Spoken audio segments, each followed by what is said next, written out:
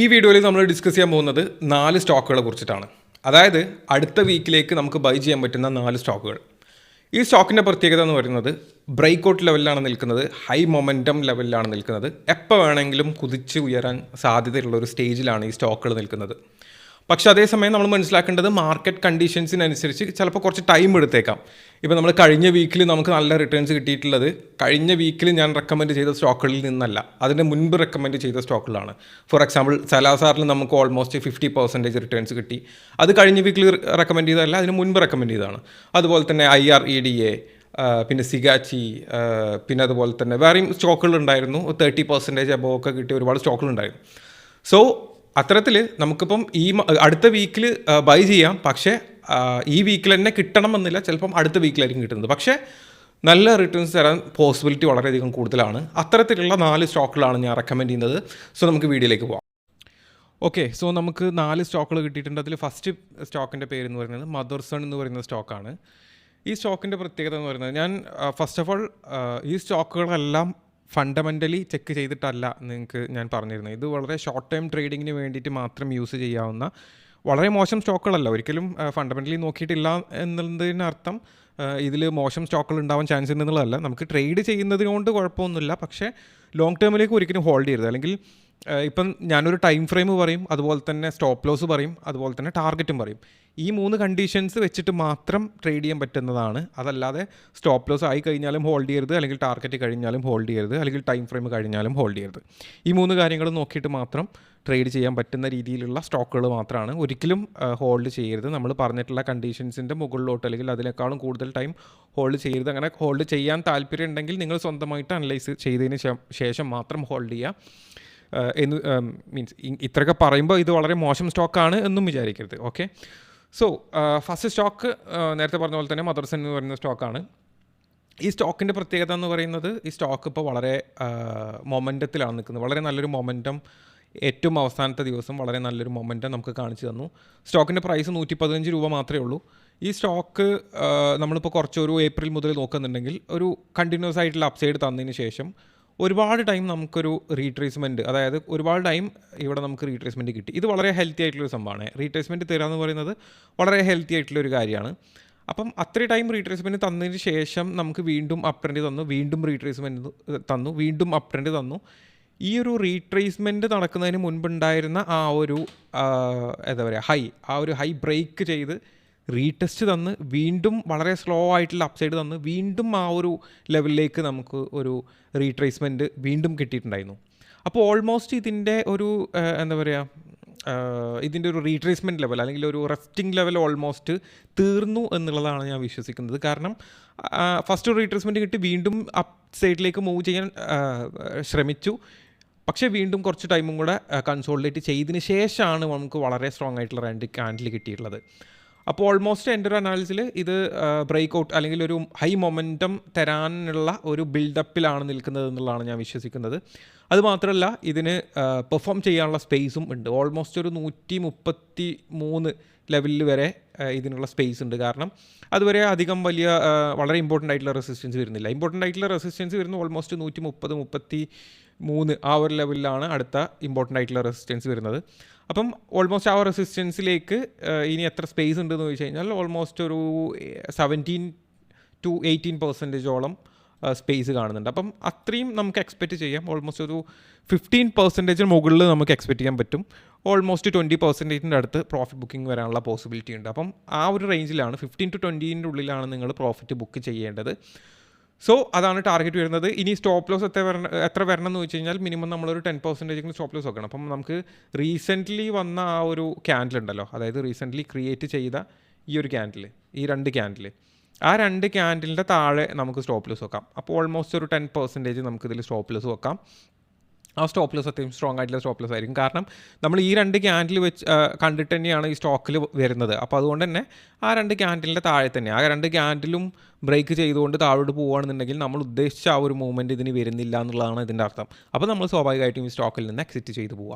അപ്പോൾ ഈ 2 ക്യാൻഡിലിൻ്റെ താഴെ 10% സ്റ്റോപ്പ് ലോസും, അതുപോലെ തന്നെ അടുത്ത റെസിസ്റ്റൻസിൻ്റെ ആ ഒരു പോയിന്റിലേക്ക് ഓൾമോസ്റ്റ് ഒരു 17-18% അടുത്തുള്ള ഒരു ടാർഗറ്റുമാണ് ഈ സ്റ്റോക്കിൽ വരുന്നത്. സോ അതാണ് ഫസ്റ്റ് സ്റ്റോക്ക് മദർസൺ എന്ന് പറയുന്ന സ്റ്റോക്ക്. ഇനി രണ്ടാമത്തെ സ്റ്റോക്ക് വരുന്നത് GE ഷിപ്പ് എന്ന് പറയുന്ന സ്റ്റോക്കാണ്. ഈ സ്റ്റോക്കിൻ്റെ പ്രത്യേകത എന്ന് പറയുന്നത് ഞാൻ നേരത്തെ പറഞ്ഞതുപോലെ തന്നെ ഇത് റെസ്റ്റിംഗ് കഴിഞ്ഞ് ബിൽഡപ്പ് നിൽക്കുന്ന ഒരു സ്റ്റേജ് തന്നെയാണ്. റെസ്റ്റിംഗ് കഴിഞ്ഞ് ബിൽഡപ്പ് എന്ന് പറയുമ്പോൾ ഇത് നമുക്ക് ഓൾമോസ്റ്റ് ഈ പറഞ്ഞ പോലെ ഹൈ ഫോർമേഷൻ വന്നതിന് ശേഷം ഒരുപാട് സമയം ഇത് റെസ്റ്റ് ചെയ്തിട്ടുണ്ട്. ഒരുപാട് സമയം ഇതിന് ബിൽഡപ്പ്, അതായത് ബൈയിങ് നടത്താനുള്ള പോസിബിലിറ്റി ഒരുപാട് ടൈം കിട്ടിയിട്ടുണ്ട്. ഞാൻ ഈ റെസ്റ്റിങ്ങിൻ്റെ ഒരു ഇമ്പോർട്ടൻസ് പറയാൻ കാരണം എന്താണെന്ന് വെച്ചാൽ നമ്മൾ പലപ്പോഴും ഇത്തരത്തിലുള്ള ക്യാൻഡിൽസ് വരുമ്പോൾ, അതായത് ഒരു ബിൽഡപ്പ് വരുമ്പോഴേക്ക് ബൈ ചെയ്യാൻ പോകരുത്. അല്ലെങ്കിൽ ഒരു വലിയൊരു രണ്ട് വലിയ ക്യാൻഡിൽ വന്നു എന്ന് വിചാരിച്ചിട്ട് നമ്മൾ അതിൽ ബൈ ചെയ്യാൻ പോകരുത്. അതിന് പകരം ആ ക്യാൻഡിൽ ഫോം ചെയ്യുന്നതിന് മുൻപ് എങ്ങനെയായിരുന്നു ആ സ്റ്റോക്ക് പെർഫോം ചെയ്തതെന്നുള്ളത് ചെക്ക് ചെയ്യണം. അപ്പോൾ ആ രണ്ട് ക്യാൻഡിൽ ഫോം ചെയ്യുന്നതിന് മുൻപ് ഒരുപാട് സമയം ഇത് റീട്രേസ്മെൻറ്റ് അല്ലെങ്കിൽ കൺസോൾട്ടേഷനിലായിരുന്നു എന്നുണ്ടെങ്കിൽ ആ ക്യാൻഡിലിന് കുറച്ച് ഇമ്പോർട്ടൻസ് ഉണ്ട്. അപ്പോൾ അത്തരത്തിലുള്ളൊരു ഇമ്പോർട്ടൻസ് വന്ന ഒരു ക്യാൻഡിലാണ് ഇവിടെ വന്നിട്ടുള്ളത്. പിന്നെ ഇതിന് പെർഫോം ചെയ്യാനുള്ള സ്പേസ് എന്ന് പറഞ്ഞാൽ അൺലിമിറ്റഡ് ആണ്. കാരണം ഇത് ഓൾ ടൈം ഹൈ ലെവലിലാണ് നിൽക്കുന്നത്. ഓൾമോസ്റ്റ് നമ്മളിപ്പോൾ വീക്ക്ലി ചാർട്ട് ഇട്ട് നോക്കുകയാണെന്നുണ്ടെങ്കിലും ഇത് ഓൾ ടൈം ഹൈ ലെവലിലാണ് നിൽക്കുന്നത്. ഏകദേശം 1023 ചെറിയൊരു റെസിസ്റ്റൻസ് ഉണ്ട്, പക്ഷെ അത് ബ്രേക്ക് ചെയ്യാനുള്ള പോസിബിലിറ്റി ഉണ്ട്. കാരണം നമുക്ക് അവിടെ നിന്നാണ് ഈ ഒരു കൺസോൾട്ടേഷൻ വന്ന് അതിനുശേഷം നല്ലൊരു ബിൽഡപ്പ് ഇവിടെ കിട്ടിയിട്ടുണ്ട്. സോ ഇത് ബ്രേക്ക് ചെയ്തിട്ട് ഒരു അപ്പ് മൂവ്മെൻ്റ് ആണ് ഞാൻ എക്സ്പെക്റ്റ് ചെയ്യുന്നത്. സോ ഓൾമോസ്റ്റ് 20% ടാർഗറ്റ് ഇതിൽ വെക്കാം. 20% പ്ലസ് അല്ലെങ്കിൽ 20% ടാർഗറ്റ് എന്താണെങ്കിലും നമുക്ക് ഇതിൽ വെക്കാം. സോ 20% ടാർഗറ്റ് ഓൾമോസ്റ്റ് ഇവിടെയാണ് വരിക. ഓൾമോസ്റ്റ് 1212 വരെ പോകാനുള്ള പോസിബിലിറ്റി ഉണ്ട്. സ്റ്റോപ്പ് ലോസ് വരേണ്ടത് ഇനിയിപ്പം നിങ്ങൾക്കൊരു 7% സ്റ്റോപ്പ് ലോസ് വെച്ചാലും ഇതിൽ ഓക്കെയാണ്. 6 to 7% സ്റ്റോപ്പ് ലോസ് വെച്ചാലും കുഴപ്പമില്ല.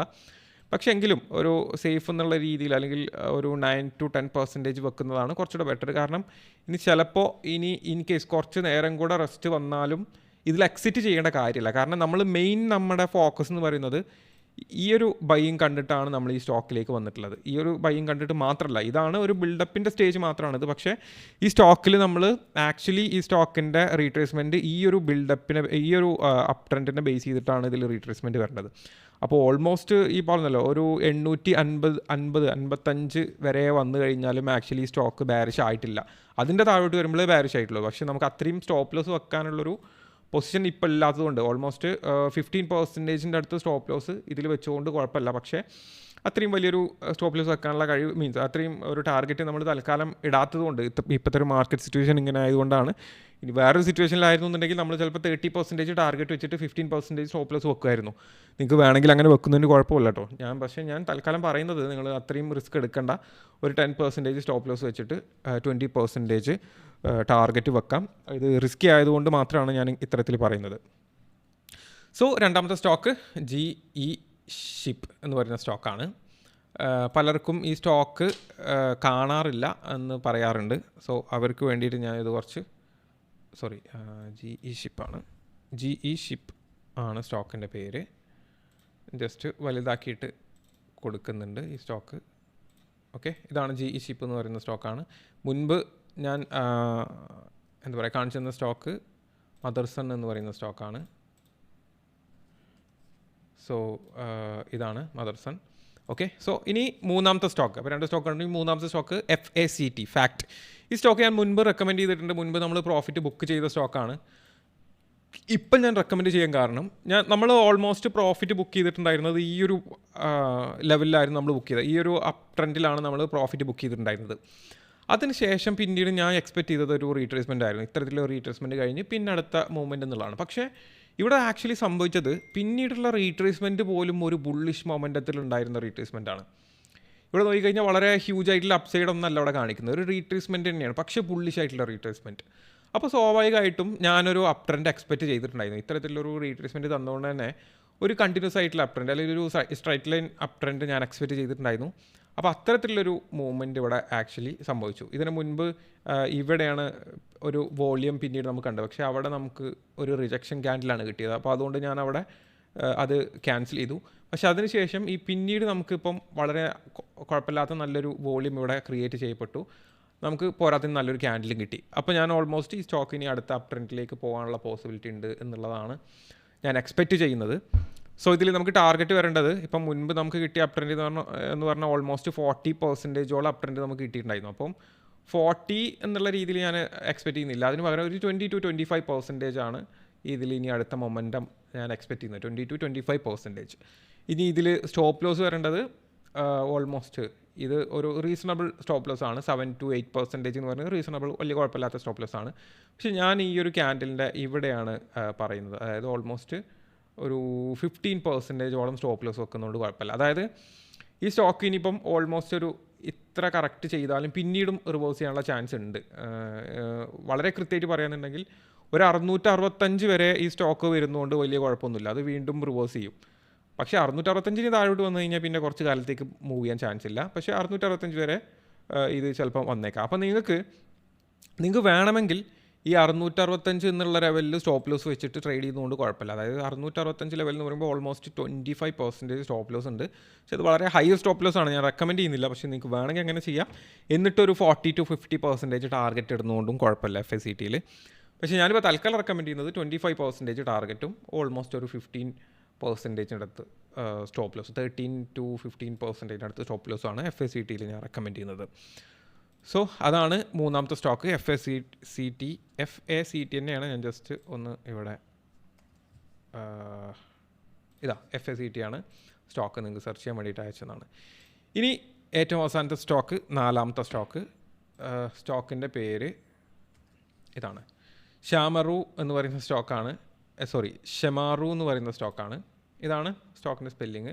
അത് കോട്ട് പല രീതിയിലുള്ള കോട്ടായിരിക്കും, ശരിക്കും അതിൻ്റെ കമ്പനിയുടെ പേര് വേറെ ആയിരിക്കും. എനിവേ, സോ നമ്മൾ ടെക്നിക്കലി അനലൈസ് ചെയ്യുമ്പോൾ ഇത് ഓൾമോസ്റ്റ് ഒരു അപ്പർ സർക്യൂട്ടിലാണ് ഈ സ്റ്റോക്ക് ഇപ്പോൾ കറൻ്റ്ലി നിൽക്കുന്നത്.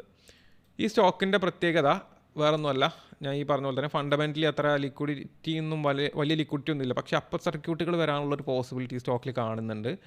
ഇതൊരുപാട് കാലം കൺസോളിഡേറ്റ് ചെയ്തു. ഞാൻ എക്സ്പെക്റ്റ് ചെയ്യുന്നത് ഓൾമോസ്റ്റ് 50% റിട്ടേൺസിൻ്റെ ഒരു പൊട്ടൻഷ്യൽ ഇതിലുണ്ട്. പക്ഷേ അത്രയും വലിയ പെർസെൻറ്റേജ് ഞാൻ തൽക്കാലം നിങ്ങളോട് എടുക്കാൻ വേണ്ടി പറയുന്നില്ല.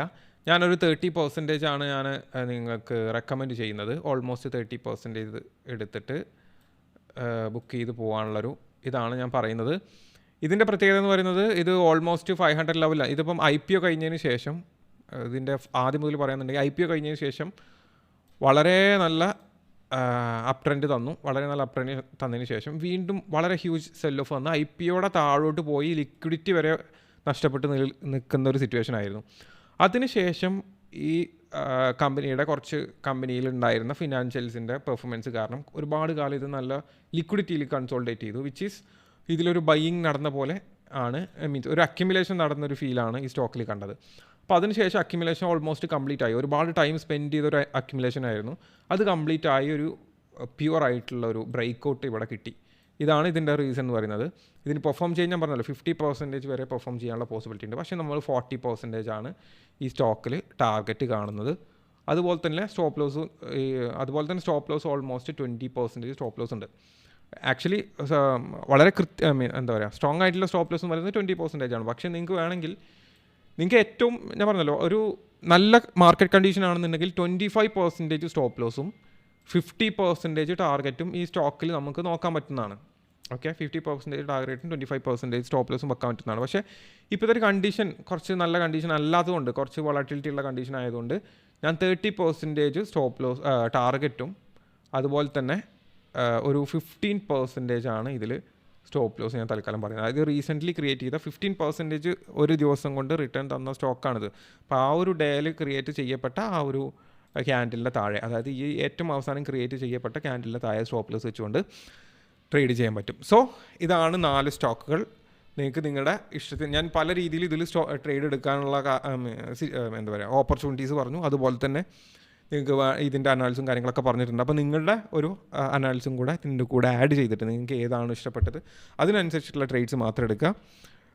ഹൈ മൂവ്മെൻറ്റത്തിനുള്ള പോസിബിലിറ്റി ഉണ്ട് ഈ സ്റ്റോക്കുകളൊക്കെ. ചിലപ്പം ഈ വീക്ക് ആയിരിക്കില്ല, ചിലപ്പോൾ അടുത്ത വീക്കൊക്കെ ആയിരിക്കും മൂവ്മെൻറ്റ് നടക്കുന്നത്. പക്ഷേ മൂവ്മെൻറ്റിനുള്ള പോസിബിലിറ്റി ഉണ്ട്. പക്ഷേ അതേസമയം നമ്മൾ തീർച്ചയായിട്ടും മനസ്സിലാക്കേണ്ട ഒരു കാര്യം, മാർക്കറ്റ് കുറച്ച് പ്രശ്നത്തിലാണ് ഇപ്പം. അപ്പോൾ നിങ്ങൾ എൻട്രി എടുക്കുന്നുണ്ടെങ്കിൽ സൂക്ഷിച്ച് മാത്രം എൻട്രി എടുക്കുക. ചെറിയ ക്യാപിറ്റൽ വെച്ചിട്ട് മാത്രം ട്രേഡ് ചെയ്യുക. ബജറ്റിൻ്റെ കേസുകളും അതുപോലെ തന്നെ ജനുവരി ഫെബ്രുവരി മാസങ്ങളിൽ ഉണ്ടാകുന്ന വോളാറ്റിലിറ്റി, അങ്ങനെ മൊത്തത്തിൽ ഒരുപാട് ഞാൻ മുൻപ് നമ്മുടെ ടെലിഗ്രാം ചാനലിലൊക്കെ അപ്ഡേറ്റ് ചെയ്തിട്ടുണ്ട്. അപ്പോൾ നിങ്ങൾക്ക് അത് വെച്ചിട്ട് വളരെ സൂക്ഷിച്ച് മാത്രം ട്രേഡ് എടുക്കുക. അഗ്രസീവായിട്ട് എല്ലാ സ്റ്റോക്കിലും പോയിട്ട് ട്രേഡ് എടുക്കാതെ നിങ്ങൾ സൂക്ഷിച്ചിട്ട് മാത്രം ട്രേഡ് എടുക്കുക. വീണ്ടും പറയുന്നു, വോളാറ്റിലിറ്റി എക്സ്പെക്റ്റ് ചെയ്യാം. അപ്പോൾ അതുകൊണ്ട് തന്നെ റിസ്കി ആയിട്ടുള്ള പൊസിഷൻസ് ആയിരിക്കും, അതിനനുസരിച്ച് മാത്രം ട്രേഡ് ചെയ്യുക. So thank you so much.